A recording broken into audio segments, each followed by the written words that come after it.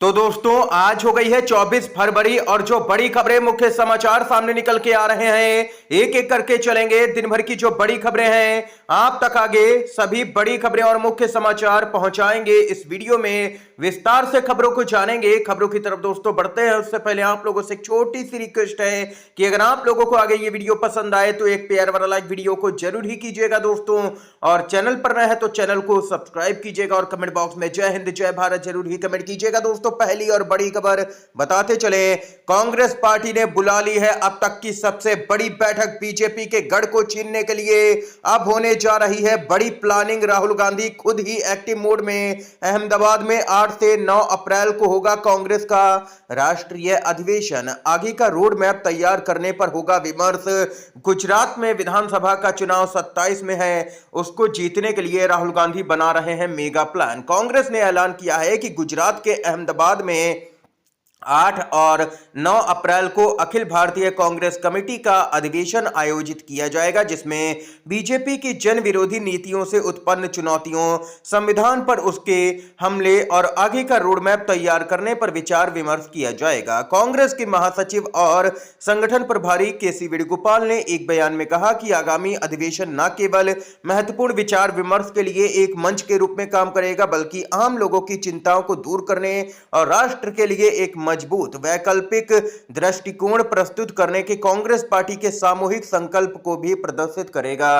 दोस्तों बताते चलें कि राहुल गांधी ने संसद में खड़े होकर के पीएम मोदी और अमित शाह को चुनौती दी थी और यहां पर दावा किया था कि गुजरात के अंदर कांग्रेस पार्टी बीजेपी को विधानसभा का चुनाव हराने जा रही है और हरा करके भी दिखाएगी। उसी की तैयारियों में राहुल गांधी एक्टिव मोड में नजर आ रहे हैं। दोस्तों आप लोगों की क्या कुछ राय है? क्या बीजेपी को कांग्रेस गुजरात के अंदर चुनाव हरा पाएगी या नहीं? आप लोगों की जो भी राय हो बताइएगा। इस बड़ी बैठक में कांग्रेस के अध्यक्ष मल्लिकार्जुन खड़गे, सोनिया गांधी, लोकसभा में विपक्ष के नेता राहुल गांधी, कांग्रेस शासित राज्यों के मुख्यमंत्री, इसके साथ ही सभी सांसद, यहाँ पर कई सांसद जो प्रमुख हैं, प्रियंका गांधी से लेकर के सचिन पायलट जैसे दिग्गज नेता भी शामिल होंगे इस बड़ी बैठक में दोस्तों। इसके साथ ही जो अगली बड़ी खबर आ रही है आप लोगों को यहाँ पर बताते चले।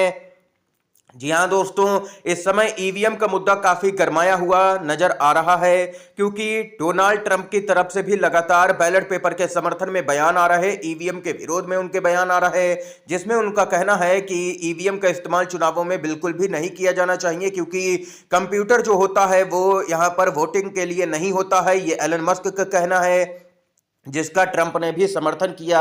अमेरिका में बैलेट पेपर से चुनाव होता है, लेकिन हमारे देश में यहां पर सभी विपक्षी पार्टियां चुनाव तो लड़ती हैं लेकिन यहां पर बहिष्कार नहीं करती हैं। इसी मुद्दे पर प्रशांत किशोर जनसुराज पार्टी के संयोजक हैं, प्रशांत किशोर की तरफ से बयान आया, जिसमें प्रशांत किशोर ने कहा कि ईवीएम के मुद्दे पर विपक्ष को एक फैसला लेना होगा। ऐसे नहीं चलेगा कि आप चुनाव भी लड़ लें और विरोध भी कर दें। विपक्ष या तो चुनाव लड़े या फिर पूरी तरह से बहिष्कार करे, बायकॉट करे चुनाव का। ऐसे नहीं चलेगा कि चुनाव भी लड़ रहे और फिर यहां पर ईवीएम का विरोध भी कर रहे। ये यहां पर दोस्तों प्रशांत किशोर की तरफ से बयान आया है। इसी साल के अंत में बिहार के अंदर विधानसभा का चुनाव दोस्तों होना है, उससे पहले ये बयान काफी महत्वपूर्ण माना जाता है। देखना ये होगा कि क्या विपक्षी पार्टियां चुनाव का बहिष्कार करती हैं बैलेट पेपर के समर्थन के लिए या फिर नहीं। आप लोग भी अगर बैलेट पेपर के जरिए वोटिंग के समर्थन में खड़े हैं तो वीडियो को लाइक करके दोस्तों अपना महत्वपूर्ण समर्थन दर्ज करवाइएगा। इसके साथ ही एक और बड़ी खबर की तरफ बढ़ते हैं। अपडेट आ रही है कांग्रेस के नेता सचिन पायलट का बड़ा बयान। सचिन पायलट बोले, राजीव गांधी प्रधानमंत्री बने थे तब कांग्रेस के पास में 420 सांसद थे। कभी राजीव गांधी के मुंह से सुना था कि मैं भाजपा मुक्त कर दूंगा। कांग्रेस या विपक्ष को अगर कोई समझता है कि मैं खत्म कर दूंगा तो ध्यान रखना, यह समय का चक्कर है, यह घूमता रहता है।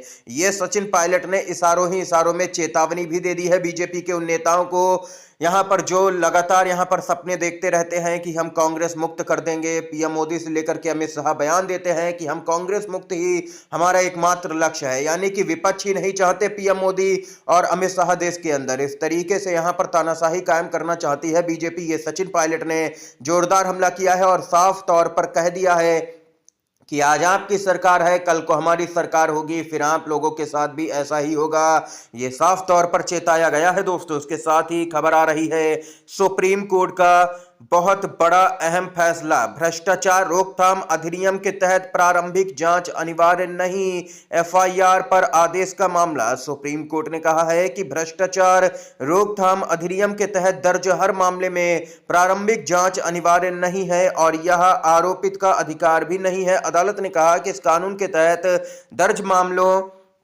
समेत कुछ श्रेणी के मामलों में प्रारंभिक जांच वांछित होती है, लेकिन आपराधिक मामला दर्ज करने की यह पूर्व शर्त नहीं है।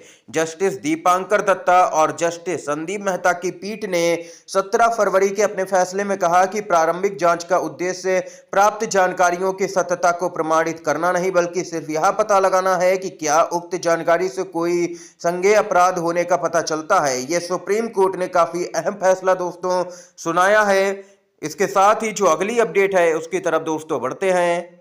दोस्तों खबर आ रही है सामने निकल के, हरियाणा कांग्रेस में होगा बड़ा बदलाव, संगठन बनाने पर खुद ध्यान दे रहे हैं राहुल गांधी, भीतर घातियों पर तिरछी नजर होगी बड़ी कार्रवाई।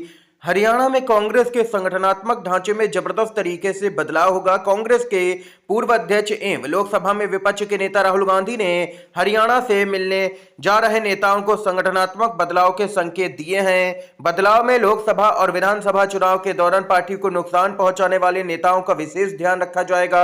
ऐसे नेताओं को संगठन में महत्वपूर्ण पदों पर जिम्मेदारी किसी कीमत पर राहुल गांधी नहीं देंगे। चुनाव में पार्टी को जिताने के लिए काम करने वाले नेताओं को जिला अध्यक्ष बनाने के संकेत राहुल गांधी ने दे दिए हैं। अब जिला अध्यक्षों को कांग्रेस पार्टी ज्यादा पावर देगी। यहां पर बताते चले राहुल गांधी खुद ही हर राज्य को लेकर के अब एक्टिव मोड में नजर आ रहे हैं। ताबड़तोड़ बड़े फैसले संगठन में यहां पर लिए जा रहे हैं दोस्तों। इसके साथ ही आम आदमी पार्टी ने खेला कर दिया है बीजेपी के साथ में। बीजेपी बैकफुट पर दिल्ली के अंदर, चुनाव जीत करके भी हार रही है बीजेपी आम आदमी पार्टी से। आखिर मामला क्या है बताते चलें। आम आदमी पार्टी का एमसीडी के 12,000 अस्थायी कर्मचारियों को स्थायी करने का ऐलान, केजरीवाल बोले ऐतिहासिक फैसला। बीजेपी बैकफुट पर, दिल्ली नगर निगम के 12,000 अस्थायी कर्मचारियों को जल्द ही स्थायी कर दिया जाएगा। दिल्ली की सत्ता पर काबिज आम आदमी पार्टी जो कि एमसीडी में सत्ता पर काबिज है इस समय, उसने यह ऐलान किया है। दिल्ली के पूर्व मुख्यमंत्री और आम आदमी पार्टी के राष्ट्रीय संयोजक अरविंद केजरीवाल ने कहा कि आम आदमी पार्टी ने अपना वादा निभाते हुए निगम के इन अस्थायी कर्मचारियों को स्थायी करने का ऐतिहासिक फैसला कर लिया है। दोस्तों 25 फरवरी को एमसीडी सदन की बैठक में यह प्रस्ताव पारित किया जाएगा। 12,000 जो अस्थायी कर्मचारी हैं उनको यहां पर अब परमानेंट कर दिया जाएगा, यानी कि पक्का कर दिया जाएगा, जो कि अरविंद केजरीवाल ने अपना वादा निभाया है। दोस्तों एमसीडी के 12,000 अस्थायी कर्मचारियों के लिए खुशी भरी खबर ये सामने निकल के आई है। बीजेपी इससे बौखलाई हुई सी नजर आ रही है। समय की तमाम बड़ी खबरें थी दोस्तों, मुख्य समाचार थे जो हमने आप तक पहुंचाए। वीडियो दोस्तों अगर आप लोगों को पसंद आया हो तो लाइक कीजिएगा, इन खबरों को शेयर कीजिएगा अपने दोस्तों में, और चैनल पर अगर आप लोग नए हैं तो चैनल को जरूर ही सब्सक्राइब कीजिएगा। वीडियो देखने के लिए दोस्तों आप सभी का बहुत बहुत धन्यवाद। जय हिंद, जय भारत।